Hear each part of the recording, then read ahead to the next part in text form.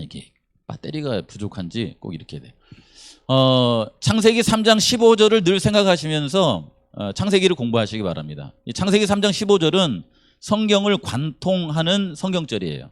관통해요, 이렇게. 마치 산적할 때에 꼬쟁이로 끼어가지고 산적하잖아요. 그런 것처럼 창세기 3장 15절을 쑥 집어넣어가지고 계시록 12장에서 이렇게 딱 연결하면은 성경 전체가 창세기 3장 15절에 꿰집니다. 이건 굉장히 중요한 거거든요. 그래서 창세기 3장 15절에 있는 말씀이 마음속에 살아있으면은 우리가 아무리 뭘 이렇게 설명해도 성경적인 성경 읽는 것이 유교나 도교나 불교로 빠질 일이 없어요. 왜냐하면 여기는 누가 나오냐면 죄로 인하여서 이제 사단에게 고생을 하는 사람들이 하나님께서 성령의 은혜로 사단과 좀 다른 생각을 갖도록 만들어 놓은 거예요. 그렇죠. 여기 보시면 원수가 되게 한다고 그러잖아요. 이게 아주 미묘한 겁니다, 이것이요. 왜 미묘하냐면 우리는 아담과 하와가 선악을 알게 하는 나무의 열매를 먹어가지고 누구 거이 됐어요? 사단께 됐어요. 사단 것이. 그래서 사단의 마음을 품고 살아요. 우리의 이렇게 본성이 죄인이라고 그러잖아요. 사단 것이 됐는데 사단을 싫어해. 사단의 생각을 싫어해요. 이게 나는 죄인인데 죄를 마음가운데 품고 사는 걸 좋아해요, 싫어해요? 그걸 싫어해요. 아주 미묘하죠, 이게. 흥미롭잖아요. 예. 그게 있는데 여기 이제 주홍색으로 보면은 여자의 후손은 내 머리를 상하게 할 것이요. 여기는 여자의 후손은 누구냐면 궁극적으로는 예수님이에요. 그 다음에 2차, 3차적으로는 이 예수님을 마음속에 모신 사람들이에요. 그게 성도들입니다. 여자의 후손은 내 머리를 상하게 할 것이다 라고 했을 때에 예수님만 뱀의 머리를 상하게 합니까? 그게 아니에요. 로마서 이게 16장인가 거기 보시면은 나중에 성도들이 이 원수의 발등상을 밟는다 그래요. 여기 뭡니까? 원수를 발등상 아래 두게 한다고 그래요, 이렇게. 쉽게 말하면 그게 뭐냐면은 성도들이 예수님을 마음속에 모시고 성령의 도우심으로 예수님을 닮는 형상으로 온전히 회복이 되어서 내가 악을 다스리는 거예요. 그런 지경까지 우리를 인도하신다라고 하는 말씀이 있어서 여자의 후손은 내 머리를 상하게 한다는 말이 꼭 예수님에게만 해당되는 게 아니에요.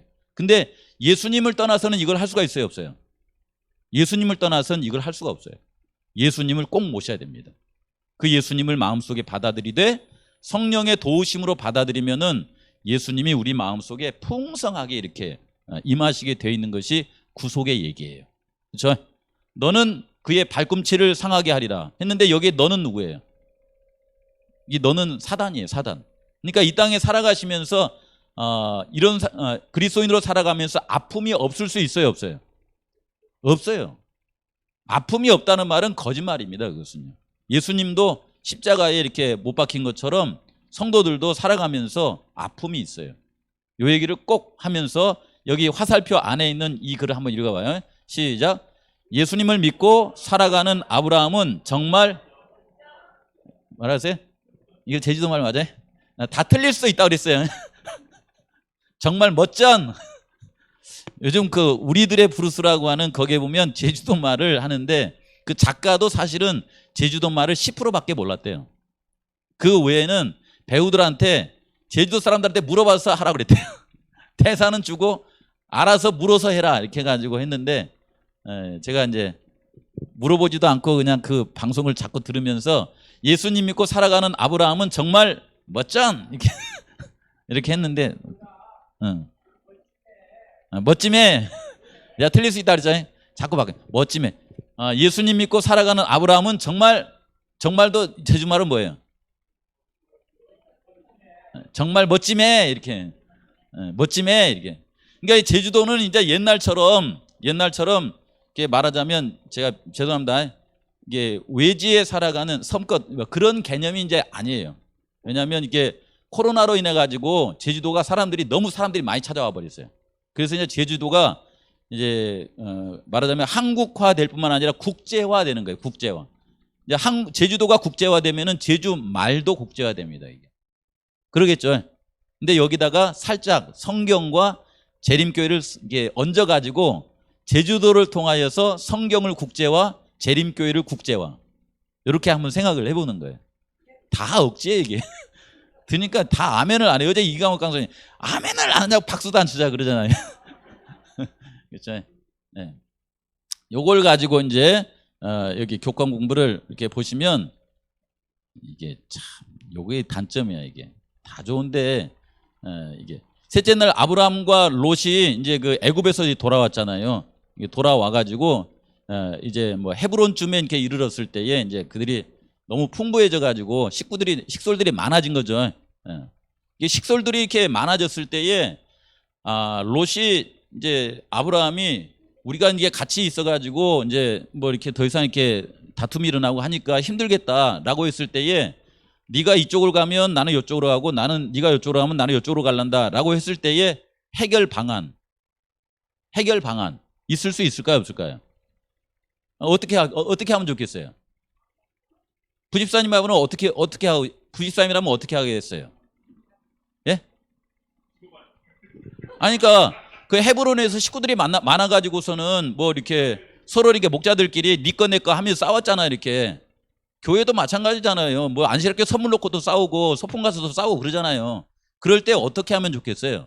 그냥 너는 네가 일로 가면 나는 여기로 가고 나는 여기로 가 네가 여기로 가면 나는 여기로 갈란다. 이렇게 이제 제안을 했잖아요. 이렇게 이 방법을 한번 우리 성도님들이 오늘날 이런 상황이 맞이했을 때 어떻게 해결할 거냐 이 말이에요.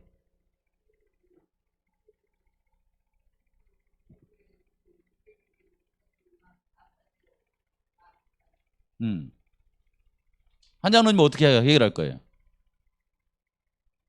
둘 중에 하나예요? 이쪽으로 가든지 저쪽으로 가든지 저쪽으로 가든지 이쪽으로 가든지 이런 거예요? 예.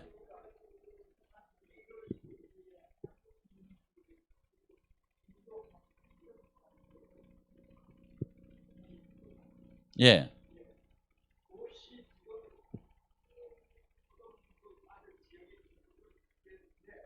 음.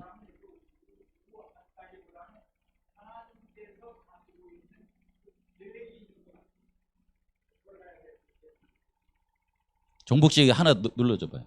이게 안 먹네. 실제로 여기서 보시면은 우리가 생각했을 때 마치 그 윷놀이처럼 주사위 던진 것처럼 그렇게 선택한 것이 아니에요. 이것이요. 롯은 그의 마음속에 하나님과 멀어지는 길을 선택을 한 겁니다. 그랬을 때에 아브라함이 하나님께서 인도하시는 길을 선택했다 이렇게 보기보다는 하나님께서 계획하신 길 있잖아요. 이후에 보시면 아브라함의 이제 행로가 어디로 가냐면은 거기 베델에서부터 이쪽에 예루살렘, 베들레헴, 헤브론 여기를 왔다 갔다 해요. 거기가 어디냐면은 예수님께서 이 땅에 초림하실 장소예요. 그가 베들레헴에서 태어나셨잖아요. 예루살렘에서 돌아가시고 그래서 약속의 그 믿음의 자손으로서 있어야 될 그 자리에 있었던 겁니다. 그래서 그걸 강조하면서 생각해 본 거예요. 아무튼 어제 얘기했으니까 여기는 넘어가고요. 이제 바벨론의 연합군이 이제 뭡니까? 가나안에 살고 있는 5 왕과 이렇게 전쟁을 하게 되잖아요. 전쟁을 해서 이제 보시면은 여기 그림에서 이렇게 보시면은 이렇게 내려오면서 이렇게 다 점령을 하고 나서 여기 시딤 골짜기에서 여기 있는 5 왕과 전쟁을 해서 이겼잖아요. 이겨가지고서는 뭐 이렇게 사람들하고 그 다음에 여기에 있는 물건들 이렇게 짐승들 이렇게 다 뺏어가지고서는 이렇게 올라가지 않습니까? 그런데 한 사람이 와가지고 요 헤브론에 이렇게 사는 아브라함한테 그걸 일러줬잖아요. 그렇죠? 근데 이 아브라함 보시면요, 시간 엄청 빨리 지나가네. 그 아브라함 보시면은 애굽에서 보여준 아브라함은 소심한 것 같아요, 대범한 것 같아요. 누구한테는? 예? 아브라함은 그 굉장히 막 이렇게 담대한 믿음을 갖고 있는 것 같아요, 아니면 소심한 믿음을 갖고 있었던 것 같아요? 소심했죠. 누구한테는? 이방인이 아니죠. 부인한테는 이제 그 얘기를 하려고 하네 지금. 부인한테 사라한테는 그랬어요. 사라한테는 지난번에 한번 말씀해 드렸잖아요. 멧돼지가 저녁밥 먹고 있는데 이렇게 막 쳐들어왔잖아요. 쳐들어왔더니 남편이 부인을 이렇게 감싸 안고 나를 죽여라. 내 부인을 죽이려면 나를 먼저 죽이고 죽여라. 이렇게 하지 않고 남편이 어떻게 했다고 그랬어요? 그냥 방으로 뛰어 들어가가지고선 방문을 닫아버렸다고 그러잖아요. 이렇게 밖에 누가 있는데 부인이 있는데 부인 앞에서는 그렇게 담대하지가 않아지는 것 같아요. 나이가 드실수록. 되게 좋아요. 근데 여기 이제 이렇게 해서 롯과 그다음에 이제 재산을 가지고 이제 올라간 그 바벨론 쪽에서 온 그 네 왕의 연합군이 이렇게 갔을 때에 여기서 자기 조카 롯을 위해서 이 아브라함이 반응한 것은 완전히 달랐어요. 완전히 달랐습니다. 거기에 보시면은 여기 그 뭡니까 우리들의 브루스라고 하는 거기에 보면은 이런 말이 나와요. 한 친구가 이제 자기 딸을 막 이렇게 힘들게 하니까 뭐라고 나오냐면 거만한 물주먹 가지고 까불지 말라고 내 똘 건드리면 나도 뭐라고요? 이 대사가 아주 멋지더라고요. 이게 딱 여기에 맞아요. 이게 거만한 물주먹 가지고 까불지 말라고 내 똘 건드리면 나도 장사라 이렇게 하는 거예요.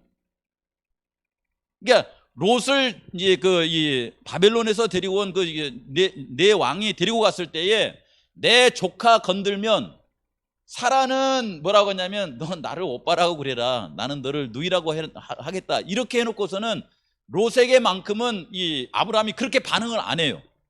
마치 자식에게 반응하는 그런 반응을 하는데 여기 그 부전자에 보니까 뭐라고 했냐면 롯에 대한 그의 사랑이 불릴 듯 일어났으며 그는 조카를 구원하기로 결심했다.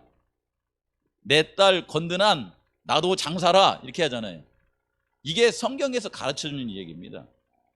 이게 메시아이신 예수님께서 이 땅에 오셨을 때에 내 아들 건드난 나도 장사라 해가지고 성경에 보면 하나님은 하나님 백성 건드는 것을 봐주질 않아요. 그게 성경 얘기예요, 이것이요. 그리고 우리가 지은 죄 때문에 우리가 죽을 수밖에 없을 때 예수님이 그 죄 지고 죽어버려요, 이렇게. 그렇죠? 네. 이 얘기가 성경에 이게 쭉 나오는데 잠언에 보시니까 사울나를 위하여 마병을 예비하였거니와 이김은 누구한테 있다고 그러냐면 여호와께 있나니 이렇게 했고 이는 내 능력이 약한 데서 온전하여짐이라. 우리 성도님도 평상시 살아갔을 때는 보면 재림 성도들이 강한 것 같아요, 약한 것 같아요? 약한 것 같죠. 근데 상황을 맞이해 하셔야 돼요. 상황. 내 또를 건들면 안 약해요. 내 또를 건들면 내 교인, 내 자녀 이런 상황에 맞이하면 재림 교인들은 굉장히 강한 사람이 됩니다. 다윗과 같은. 이해되시죠? 이해 안 돼요? 그런 겁니다. 우리 여기까지 41분 됐기 때문에 제가 더 쓰면 우리 집사람을 또 혼나니까 어쨌든 이제 이번 교과는 이제